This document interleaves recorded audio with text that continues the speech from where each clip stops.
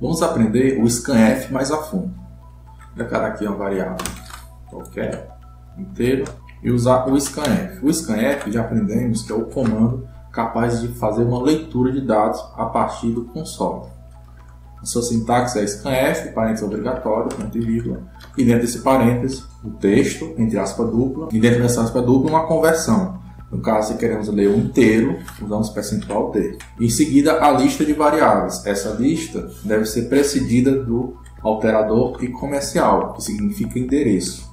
No caso aqui, nós temos que passar não a variável i, mas o endereço da variável i. Daí colocamos o e-comercial antes. Já aprendemos que se não colocarmos esse e-comercial, o código não vai funcionar corretamente. Vamos executar, ele fica com o cursor piscando, esperando a entrada do usuário. Digitamos aqui o número inteiro e ele vai colocar esse número inteiro dentro da variável i. Esse é o funcionamento básico. O scanf possui algumas propriedades interessantes. A primeira delas é a capacidade de retornar um valor. Ou seja, podemos colocar aqui, por exemplo, uma variável x e colocar que esse x recebe o valor de scanf. O valor que o scanf retorna é o número de variáveis que satisfizeram as conversões. Por exemplo, aqui vou mandar imprimir o valor de x. Print f, vamos colocar aqui x igual a percentual d barra n, imprimir o valor de x. Vamos executar. Vou colocar aqui o número 123 de novo e dar um enter. No caso aqui, x foi igual a 1, porque ele conseguiu ler um valor satisfatoriamente. No caso, só tinha um valor. Vamos tentar fazer que ele não leia satisfatoriamente. Vou dar aqui, executar de novo. Vamos dizer que o usuário digitou uma letra. Ele não leu satisfatoriamente, ou seja, ele retornou 0 e não conseguiu aplicar a conversão da forma que ele queria. Vamos colocar mais de uma variável aqui para ele ler. Vou fazer i e j. Vamos fazer ele ler as duas variáveis. I, inicial, j.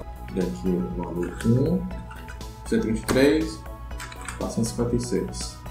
Então ele leu dois valores satisfatoriamente. Colocou o 123 no i, colocou o 456 no j e retornou como resultado 2, e esse 2 foi escrito na variável x. Esse retorno é interessante para fazer alguns controles de entrada, para saber se o usuário digitou realmente o que queríamos que ele digitasse, poder pedir que ele digite de novo. Vamos voltar para esse exemplo mais simples, onde eu apenas leio o valor de i, coloco na variável i e imprimo o valor de i na tela. Exemplo, igual a 555. Aqui nós temos algumas formatações que podemos aplicar no scanf. Nós podemos limitar o número de dígitos a ser lido. Por exemplo, posso dizer aqui que eu quero ler apenas um dígito, usando um 1 entre o percentual e o D. E aí, mesmo que o usuário digite vários dígitos, como 1, 2, 3, seria o número 123, o scanf vai ler apenas o primeiro dígito. Então, o i recebeu apenas o número 1. Claro, isso também pode ser um número arbitrário de dígitos, por exemplo, 2 dígitos. O usuário digita, mesmo que ele digite 6 dígitos, o scanf vai ler apenas os 2 primeiros. Isso serve para fazer leitura formatada. Nós já aprendemos que não devemos escrever frases dentro do scanf, porque ficamos tentados a escrever a frase aqui, digite um número. Sabemos que isso não vai funcionar. Se queremos dar uma mensagem para o usuário, devemos fazer isso através do printf antes do scanf. Na verdade, o que podemos escrever aqui são caracteres ou textos que devem ser ignorados na hora de ler um valor. Por exemplo, se eu escrever aqui bola, percentual de i, nós estamos falando para o scanf ignorar a palavra bola e depois ler um inteiro. Ou seja, a leitura só vai funcionar se o usuário digitar bola e um inteiro. Vamos testar. Primeiro vamos colocar apenas um número.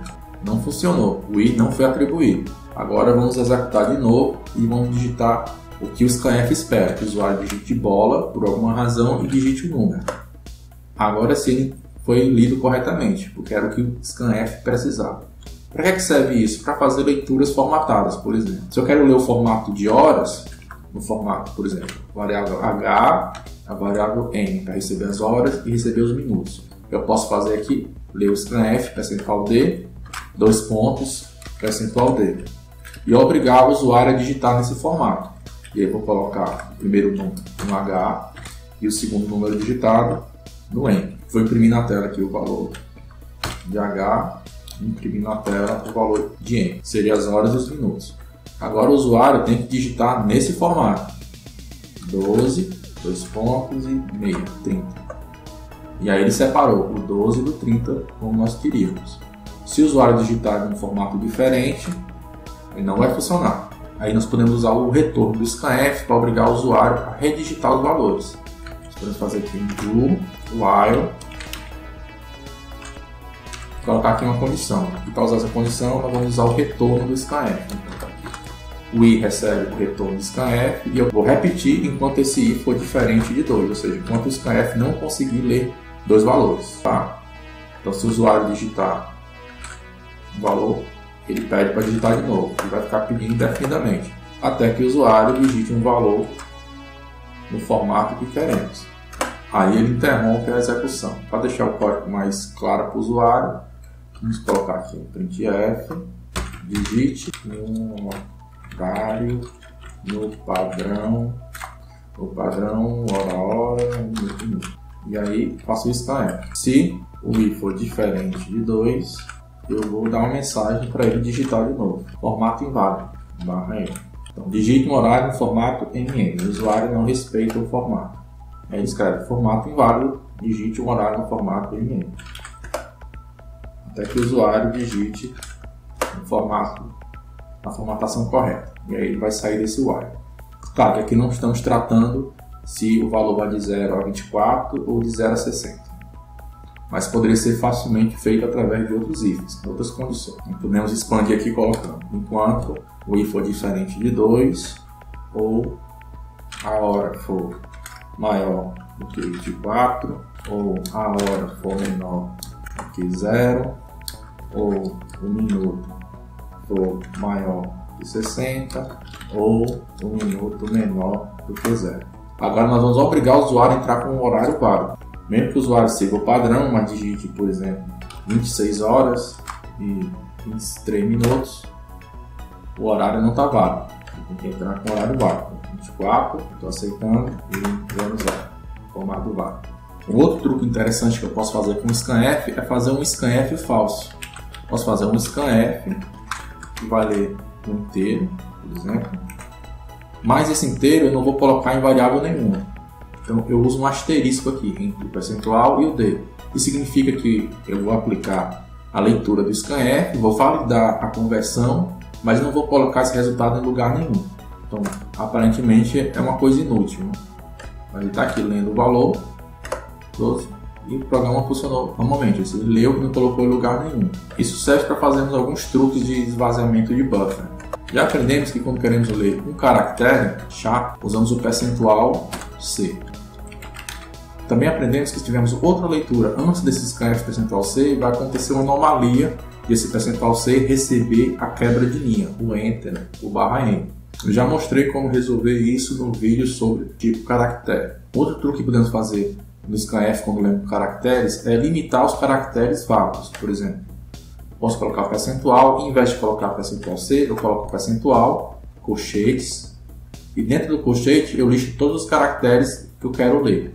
Por exemplo, se eu quiser ler só A, B, C, D e E, eu coloco aqui os caracteres A, B, C, D e E. Ou as opções maiúsculas se eu quiser também. Mas neste caso, o scanf só vai ler as entradas que forem válidas. Se eu colocar aqui um A, tudo bem, ele leu o A. Mas se eu colocar um outro valor, por exemplo, T, ele não vai ler o T. Ele não atribui um valor que não seja A, B, C, D ou E na variável A.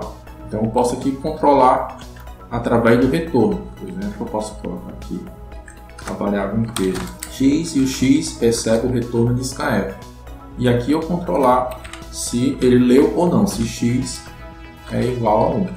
Se x é igual a 1, eu posso imprimir o valor. Se não, eu posso imprimir uma mensagem de entrada não válida. Então, se eu digitar aqui um valor que não é válido, por exemplo, o valor y, eu escrevo entrada não válida. Se eu escrever o valor E, que é uma entrada válida, ele vai aceitar, ou seja, eu consigo dizer quais são os caracteres válidos para a leitura. Claro, eu posso colocar isso aqui dentro de um laço e fazer que o usuário repita o processo até entrar com o valor válido. A leitura de strings é feita com percentual S, mas vamos deixar a leitura de string para a aula específica de strings.